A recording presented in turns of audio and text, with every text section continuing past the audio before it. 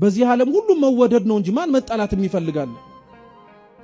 ተጠልተን ያደርንባቸው እኮ ምሽቶች እያለቀስን ለምን ጠሉኝ ያለበት ነው። ሰው ሲጣላህ እንዲህ ከተንገበገብክ እግዚአብሔርም ሊያዝንብህ እንደሚችል ተንገብግበህ መቼ ነው ያለቀስከው? መቼ ነው ያነባው?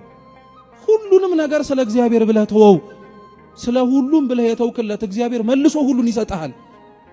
ትንሽ ከበሩ ስንወጣ የደመቀው ዓለም እናየዋለን። ሰው ሲሯሯጥ፣ ሰው ውርውር ሲል፣ የሚበላውን የሚጠጣውን ሲያገኝ፣ ስራው ሲሰምርለት፣ ሲበረክትለት፣ በሀብት ላይ ሀብት፣ በቤት ላይ ቤት፣ በመኪና ላይ መኪና፣ በገንዘብ ላይ ገንዘብ፣ በወዳጅ ላይ ወዳጅ፣ በሁሉም ነገር ላይ ሲጨማመረ ስናይ የገባንበትን ጊዜ እንረግማለን። ምን ነው እግዚአብሔር እዚህ ቤተ ክርስቲያን እንዲህ ባታስቀምጠኝ ኖሮ አስሮ አስቀመጠን ብለን እኮ የምናለቃቀስ ሰዎች አሉ። ሰው ከደረሰበት መድረስ ያቃተኝ ቤተ ክርስቲያን ስለገባው ነው ብሎ እኮ የሚያማርሰዋል። አንተን ብዬ ብጠጋ ዓለም ከምትፈትነኝ በላይ እንድፈተን ፈልገህ ነው ብለን ማን ያልተናገራል? ያስገባኸኝ ቤተ ክርስቲያን እንዲህ እንድቸገር ነው? እንዲህ መከራ እንዲበዛብኝ ነው? ከንትን መከራ ያኛው መከራ ይሻላል አትበል። ለአንተ የተሰጠ መከራ መስቀል ይሄ ነው በቃ።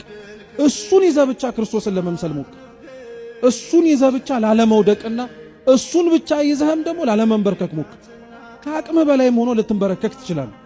መስቀል ከብዶ ከአቅምህ በላይ አስጨንቆ ማናችንም ይከብደን። የዚህን ጊዜ ላይ ክርስቲያኖች እንዲህ ብላችሁ ጸልዩ። አቤቱ ጌታ ሆይ በሉ፣ እኔንም መስቀሌንም እባክህ ተሸከመን። ለአንተ ነው እንጂ መስቀሉ የከበደው ለእግዚአብሔር አንተንም መስቀሉንም መሸከም ይከብደዋል?